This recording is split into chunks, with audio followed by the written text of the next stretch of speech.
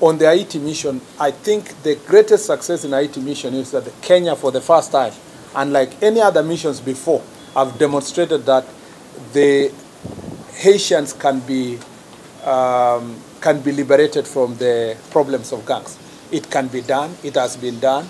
The success that we have demonstrated in a very short time means that if the world is committed by providing resources, putting their money where their mouth is, by putting resources, both human and equipment, I think that Haiti can be liberated in a very short period of time. So the greatest success is that Kenya, it took Kenya, and it took leadership of President William Ruto for us to go to Haiti and demonstrate to the world that it is possible to liberate Haiti from gangs. This was a conscious decision made by the government of Kenya with the support of its parliament, made by the president with the support of the executive, with the parliament, cabinet approving, parliament approving. So no one should let you know that it was a clandestine decision between one or two people. This was a whole government decision, and with all the support from our Security Council, security architect, that this was the right thing to do. And we have succeeded. Sometimes as Kenyans, we need to celebrate ourselves. We need to celebrate our abilities. In the past, we were known. The flag of Namibia resembles ours because of the work we did in Namibia in terms of peace. The flag of South Sudan resembles ours because of the work we did. We've done peace missions in Sierra Leone. We went to Kosovo and many other places. And that's how brand Kenya has been built as a nation. That's why we continue getting certain support in agendas that we have in international community because of the work that we've done in other countries. So Haiti mission has restored the leadership of Kenya in the region as a country that is known for peace and that is known for humanity. That mission has been successful to that extent. Were we misled? No. We just want to put it this way, that if everybody had kept their promise, I think we would have made a greater progress. And our expectation is that during or after this UN session of this year, there's going to be a robust framework with clarity of vision on the numbers and the resources that is going to support our team and other teams that can be brought to the mission so that they can be able to liberate Haiti. If there is something I look forward to is that once our officers come back after this great mission, the experience they have also received, they are going to come and help us to better our police operations. And some of those junior officers that are now providing leadership in Haiti, I can't just imagine how the experience they are getting is going to help them serve this country better as they rise in ranks and become leaders in the National Police Service in the future. So this also experience that they have gotten is going to be invaluable when they come back to the country in terms of plowing back using that experience for the betterment of our country. Mission to Haiti has been very, very successful, and we truly appreciate the work that is being done by our officers. Many critics thought that by the time we sent our officers, and it was written even in social media, some newspapers and media houses broadcasted that this was a wrong mission, that Kenyans will be coming back in large numbers, in body bags. But see what has happened. A successful mission that has been done by our officers. They have secured critical installations in Haiti. The Haitians now are going about, for the first time, the Haitian children did the exams, successful national exams. They were able to secure the airport, which is now functioning. They have secured the communication mast in Haiti that is also functioning. They have secured also the issue of the police headquarters and the administrative unit. All the government square is now operational, and that the gangs, the leaders of the gangs, who are very terrible, are now in hiding, thanks to the work that has been done by our security forces. And imagine, this is just a small portion of the 2,500 forces that were promised.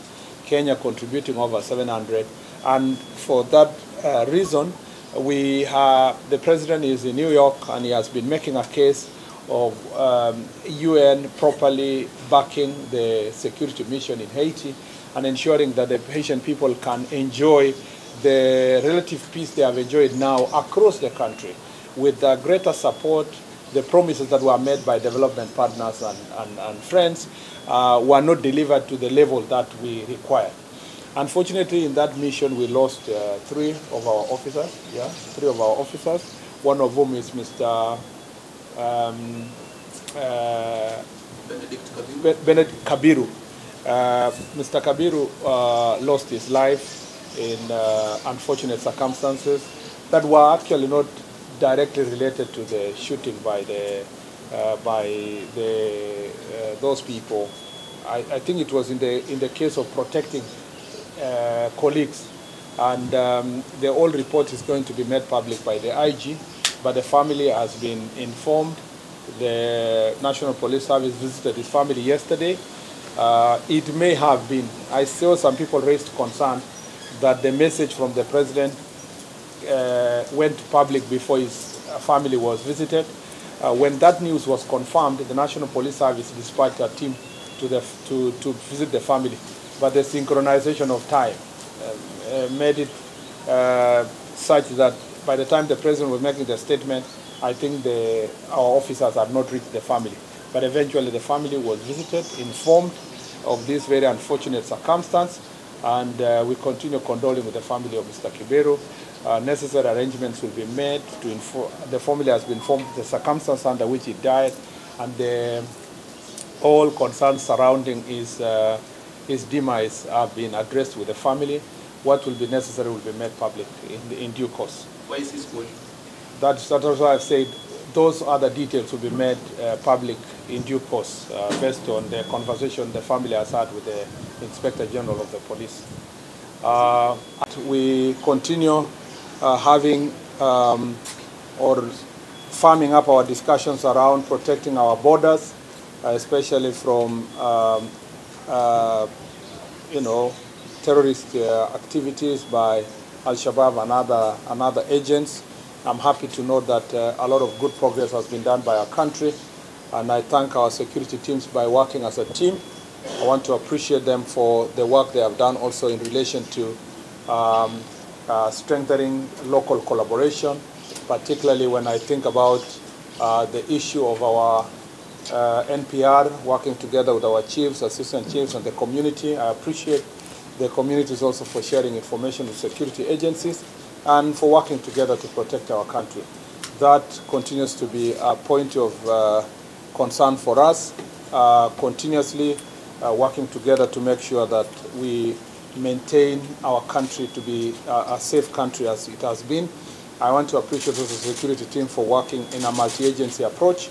This multi-agency approach has helped us make greater progress as a nation in the last 10 years. The third issue that are of great concern to us is the question of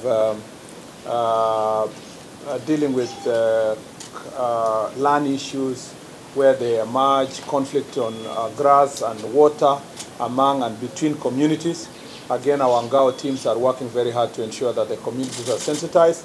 We appreciate our elders. We are doing everything possible to ensure that we facilitate this forum where the elders can engage the local community so that then they can be able to avert any possibility of escalated conflicts, whether it is within the county itself, intra-clan conflict within the county, or with the neighboring counties of Isiolo,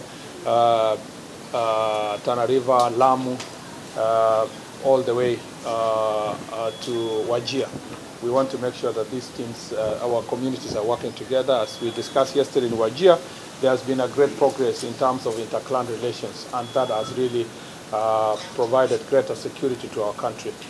Tangu tuanze operation maliza uhalifu katika North Rift, tumepata success kubwa sana. Tumeshukuru sana maafisa wetu wa polisi wakishirikiana na wangao na wananchi kwamba kwa mara ya kwanza tumerudishiwa bunduki zaidi ya 200. Jambo ambalo haijawahi fanyika siku nyingi. Na sehemu ambayo hiyo imefanyika zaidi ni hapo Marakwet, West Pokot na Baringo counties. Tulikuwa pia umetulia pale Kainuk, lakini shida ya Kainuk ni mara mbili. Kuna shida ya wizi wa ng'ombe na pia shida ya kupigania mpaka, na aswa inasitishwa zaidi na ile kupatikana madini pale, aswa gold ambayo imepatikana katika sehemu hiyo. Kwa hivyo ningependa kusema kwamba hiyo three complex issues, mambo ya gold, mambo ya wizi wa ng'ombe na mambo pia ya kupigania mipaka, ndio inarudisha uhasama kati ya jamii mbili ambazo wanaishi karibu na Kainuk. Kwa sababu hiyo imechipuka hivi majuzi, IG ametuma tayari timu yenye inaangalia hiyo maneno, na tutaongeza askari wa kufanya operesheni upande huo. Tutakapomalizana na kazi ambayo tunafanyika pale hapo Elgeyo Marakwet, West Pokot na Baringo, hiyo itasonga zaidi ifikie sehemu za Aro Sub-County, sehemu za Central, sehemu ya Amolel mpaka Kainuk pale. Na tunataka kuwahimiza viongozi washirikiane, waendelee kushirikiana na polisi kuhakikisha kwamba wale ambao wanalete shida kati ya jamii wameshughulikiwa. Na pia Wizara ya Madini tunajaribu kuwasiliana nao kuona kwamba wale wanafanya biashara ya madini sehemu pale pia wako na leseni ya kutosha na wanaangaliwa, ndio wengine wasitumie majangili kujaribu kuwatisha wenzao kwa minajili ya kujipatia riziki yao ama kwa ubinafsi wao wenyewe. Kwa mambo ya mpira kati na ile kuharibiwa ama kukanyakwa na kuchezewa bendera ya Kenya, ningependa kusisitiza ya kwamba hiyo jambo sio kati ya Kenya na Somalia. Hiyo ni jambo ya kati ya authorities ya Kenya na Wakenya na wenye wamekosea. Hao wawili watatu ni hao binafsi na watachukuliwa hatua ya kisheria kibinafsi. Haikuwa serikali ya Somalia na haikuwa watu wote wa Somalia. Na tutaki watu pia wa generalize kusema kwamba mtu mmoja akifanya makosa nchi mzima imefanya makosa. Kuna Wakenya pia katika nchi zingine wanakosea na wanachukuliwa hatua ya kisheria kibinafsi, sio kama Kenya. Na kuna Wakenya wanakikosea huko nchi za nje wanapitia njia za kisheria, kama vile si wa Somalia peke yao wamekosea hapa Kenya. Tuko na watu wa kutoka taifa mbalimbali wanafanya makosa tofauti tofauti. Tunapata wengine na madawa ya kulevya, tunapata wengine wanafanya biashara bila leseni, wengine wanafanya makosa. Tunawachukulia hatua kibinafsi, sio kama nchi ambazo wanatoka. Na kwa hivyo tuna uhusiano nzuri sana na nchi ya Somalia. Kuna mawasiliano mazuri kati ya ubalozi wa Somalia nchini Kenya na serikali ya Kenya, na hakuna wasiwasi wowote. Mchezo ambao utachezwa tena pale Ulinzi Stadium itakuwa ni mchezo itakuwa mchezo ambao itakuwa ni mashindano mazuri. Hakuna haja kupigia watu kelele, sitaki kukubali. Nataka niwaombe wa Kenya, hakuna mtu tusijaribu kuja kupigia kelele watu nje ya Somalia ama mafans wa ile timu yenye inatoka Somalia. Tukue as Kenyans tumekuwa always, hata kwa CHAN tulikuwa tumerise above sectarian small issues, na hiyo sio kitu. Watu wawili watatu na ni watoto haitawahi kuwa ni kisingizio tutatumia kujaribu pia kufanya mabaya kwa jirani. Tuko na uhusiano mwema sana na nchi ya Somalia na inafaa tuendelee pamoja kujenga huo uhusiano, na authorities kama vile IG alisema jana wanashughulikia wale ambao walihusika na kitendo hicho. Asante sana. The biggest issue here also we are following up is the question of refugees. The Dadaab refugee camp is facing severe challenges thanks to the reduction of global support, particularly from the United States, the USAID, and that has really put a lot of pressure insofar as managing the refugees is concerned, with reduction of food ratio. This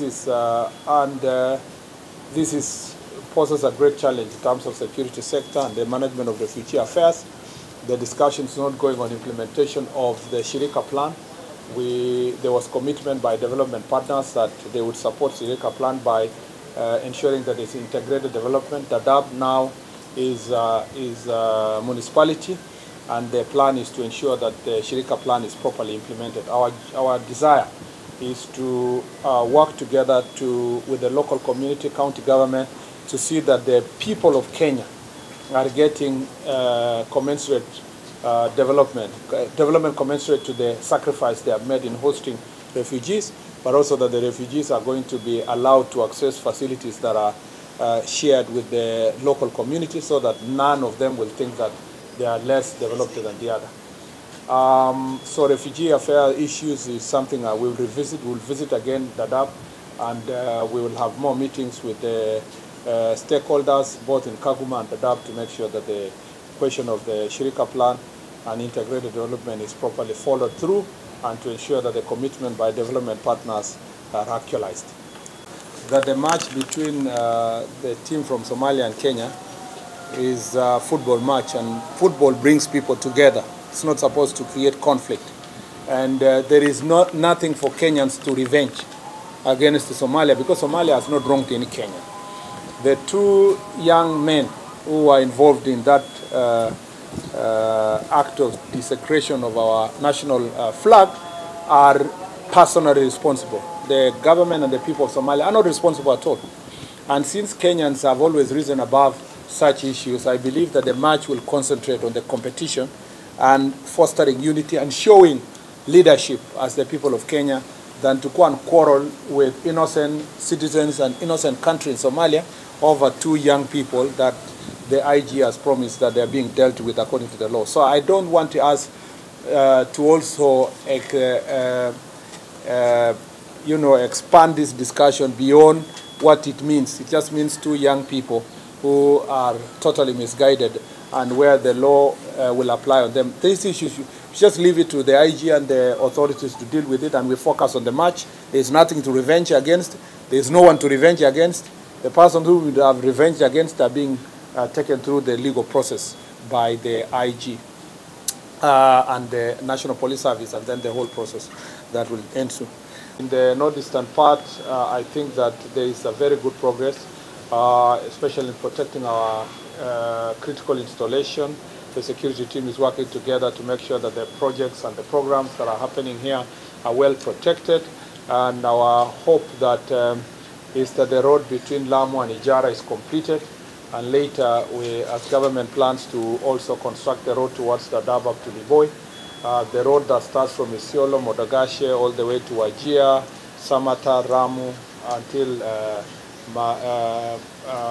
Mandera, is also ongoing, and the government is and the security team is providing good security to the contractors to make sure that these projects are completed. We recognize the interlink between the security and development, and one cannot exist without the other. Under development goes insecurity, and where there is security, you can't develop. So they start egg and chicken scenario, and we work very hard to make sure that this is taken care of, good care of.